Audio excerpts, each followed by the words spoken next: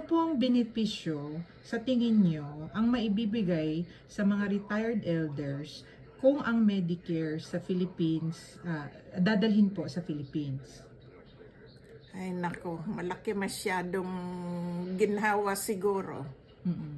Dahil sa karamihan ngayon, gaya nga sa akin, gusto kong umuwi. Hindi makaano dahil ang iniisip ko yung Medicare, hindi naman madadala. Okay, ang pension madadala ko pero ang Medicare, ang health insurance hindi madadala doon.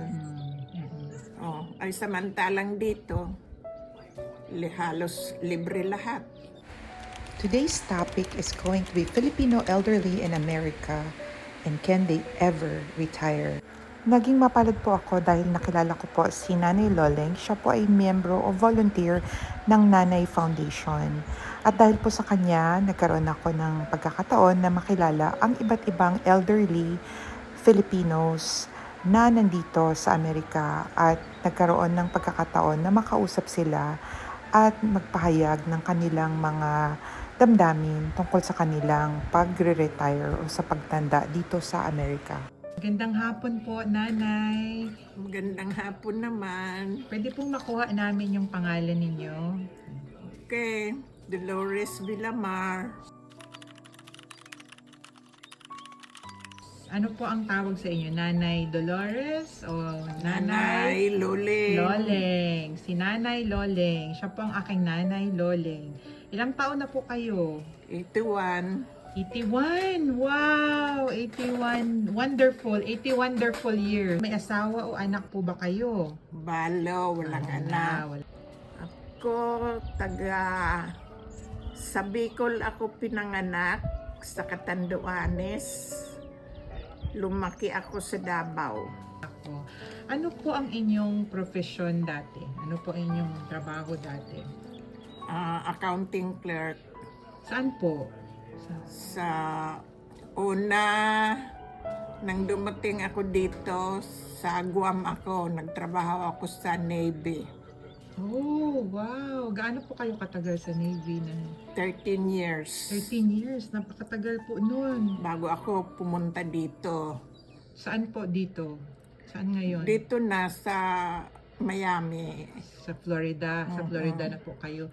Sa Guam po kayo. Bakasyon lang Hanggang hanggang may nag-offer ng trabaho. Bumalik ako ng Guam, nag-resign. Balik ako dito.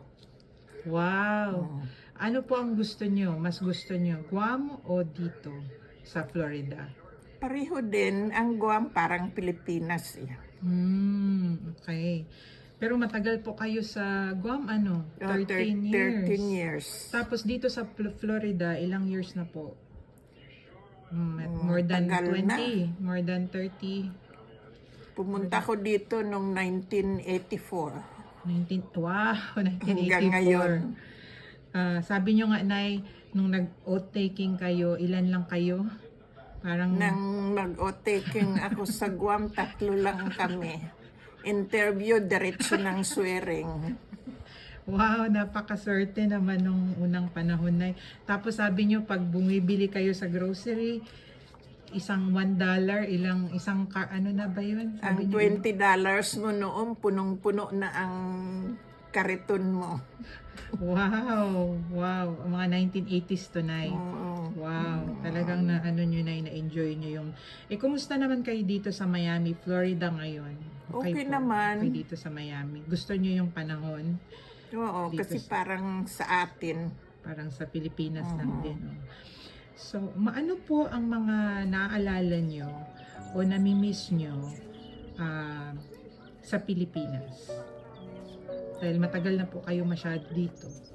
Yun lang, yung mga pagkain natin, yung samahan ng pamilya, punta ka sa bukid, Pagtanim, mahilig po si nanay magtanim. yun. Mm-mm. Siyempre, nandoon yung pamilya mo, Mm-mm. ganoon. Marami po kayong pamilya na naiwan pa sa Pilipinas? Mga pamangkin. Okay, okay po. Saan po sila ngayon? Nasa Davao. Gusto niyo pong batiin? Ano pong masasabi niyo sa mga pamilya niyo na nanonood ngayon na nasa Pilipinas? Kumusta kayo dyan, Tina? Oh, magpakaano kayo dyan. Makabait. Salamat naman at yung mga mag-graduate ngayon. Claire, magpakabait ka. Kayong tatlo, magkapatid. Tuloy po natin ang kwentuhan kay Nanay Loleng. Ito po yung part 2. Okay, Nay. Kung may pagkakataon po, gugustuhin niyo po ba sana na mag-retire sa Pilipinas? Kung kayo po ang susunod. At kung hindi, bakit? Oo, magandang mag-retire sa atin. Bakit po? Kasi yung retirement mong natatanggap dito, pag uwi mo doon sa atin, medyo malaki na.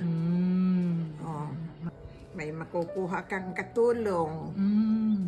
Di Dito. gaya dito, wala. Sa iyo lahat trabaho, nag-iisa ka. Oh. Opo, totoo po talaga yan. At wala po kayong mga karamdaman ngayon o mga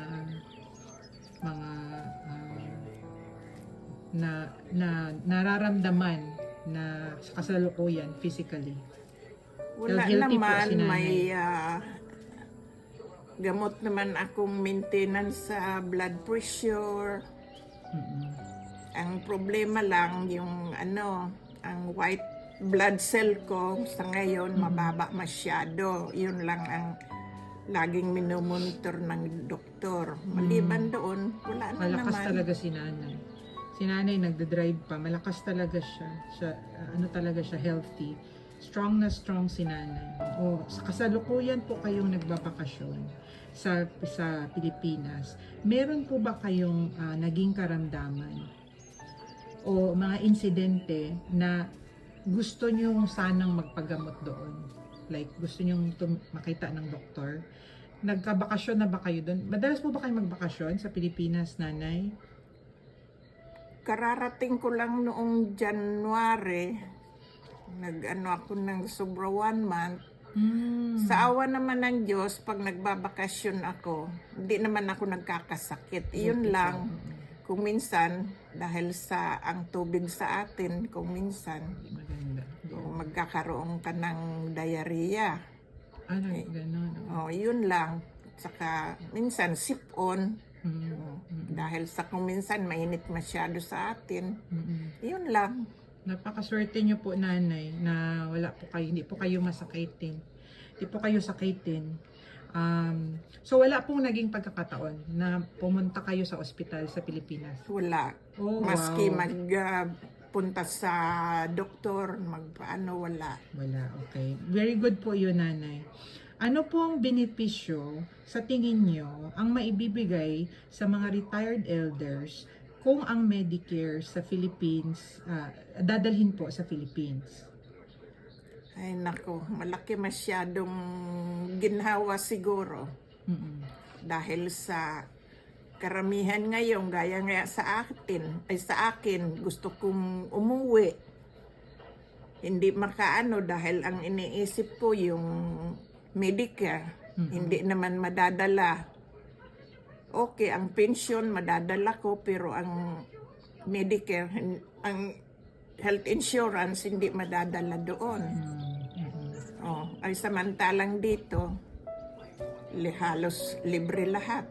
Ano po ang mga kasalukuyan ay ano po ang mga nagagawa ng Medicare sa inyo habang nandito kayo sa Amerika? Like kayo, anong dahilan? Bakit kayo nagapunta sa doktor? Check up? Sika, wala. Libre lahat? Libre lahat. Ano po ang mga chine-check up sa inyo? Mga mata? Sa lahat. Health. Once a year, nagkakaroon ng ng yearly medical exam. Lahat-lahat. Kaya gamot, libre. Okay.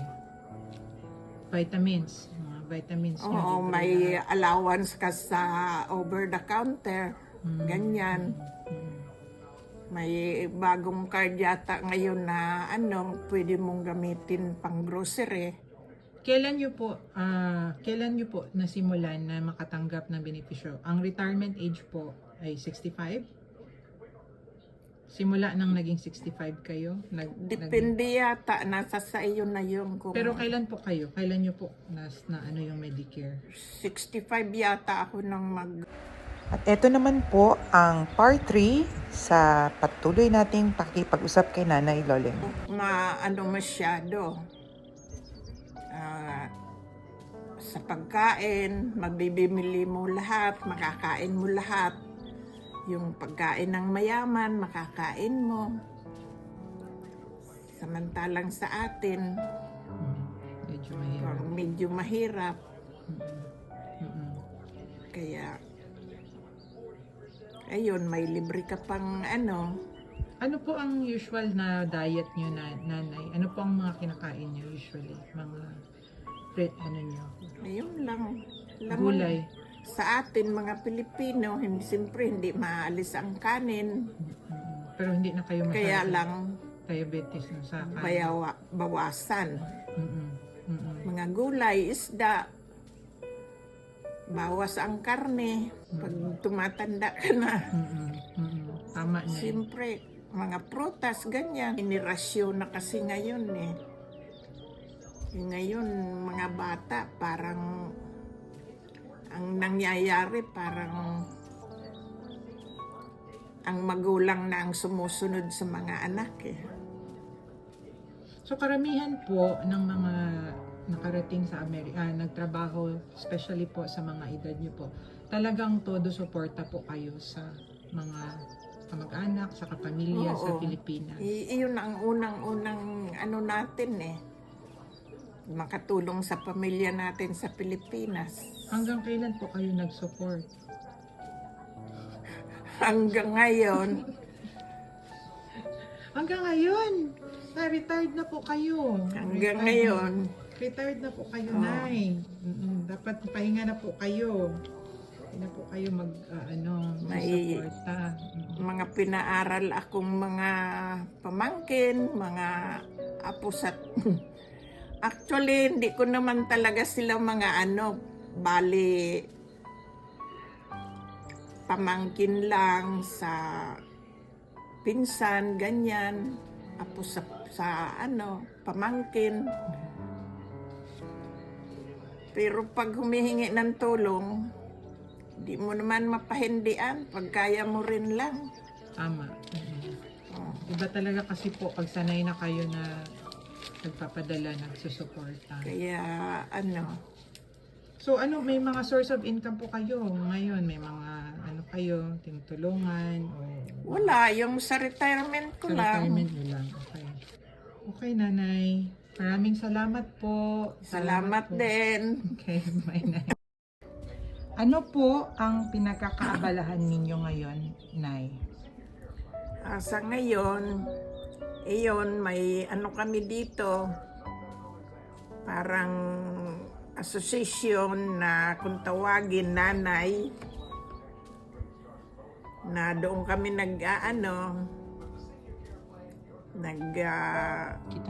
nagkikita-kita. Doon marami kaming activities, merong mga Nagpi-painting kayo, nakita ko po. Nag- Nag-zumba. mga seminar kami, mga doktor, mga nurses na nag-a-advise sa amin. Tapos kung ano-anong mga organization na doon. Sa mga hindi pa nakakaalam kung ano po yung organisasyon ninyo, ano pong pangalan ulit? Nanay, lang yan, parang acronym ng National Alliance for the Aged and the Youth Okay, okay. So yan po ay foundation Foundation. na dito sa Miami, Florida lang. no? Oo. At ang Nag-umpisa yan noong 1994 yata o 1993 hanggang ngayon. ano po ang naging contribution niyo dyan sa nanay? Marami.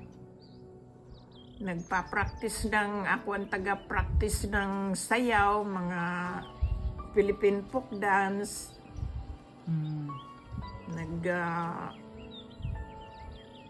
Nakukumbida kami kung mga saan-saan, nagpe-perform kami kung saan-saan. Wow! Mga dance, Filipino Mga, dance? mga Filipino dance na ang mga participant, lahat matatanda. Nice. Wala, hanggang ngayon po? Hanggang ngayon, hindi na masyado ngayon kasi kulang na kami ng mga yung iba kasing mga member namatay na, yung iba nagsipag-uwi na sa atin, yung iba nagpunta sa ibang states. So, Makatwid po, konti na lang kayo ngayon dyan. Kunti na lang kami. Okay. At saan na po ang nanay ngayon? Sarado na po ba ito? Kasi marami po ang mga nagtatanong sa Facebook. Ang nanay, nandiyan pa. Ang ang nawala lang sa amin yung building. Kaya wala na kaming lugar na pinag-iipon na pag nag-iipon-ipon kami sa mga bahay na lang. Kaya halimbawa yung isa, doon tayo sa ganitong araw. Sa Sabado doon tayo sa amin, ganyan. Gayon na lang ang ginagawa namin. Pero hindi na wala ang nanay, yung building lang. Patuloy pa rin kami. Ano po sa tingin nyo ang kalagahan na nandyan ang nanay? Ay, Sa community po, especially dito sa Miami. malaki masyado sana. Kasi noon, ang daming mga every month may doktor na nag-check up sa amin. May mga pulis na tungkol sa safety ng mga matatanda. Maraming activities noon. At kahit po sa community itself, ano po ang mga natulong ng nanay sa community? Sa mga kabataan, sa mga homeless, may mga homeless? May sa nanay noon yung mga kabataan. Pag sa eskwela yata, kailangan nila yung may tinatawag sila doon na Scholarship? hindi, parang community Service? parang ganoon na i-record mo tapos ipapadala mo sa eskwelahan, ganoon. Parang ganoon. Meron sila noon eh. Thank you, Nay. Maraming salamat po. Okay.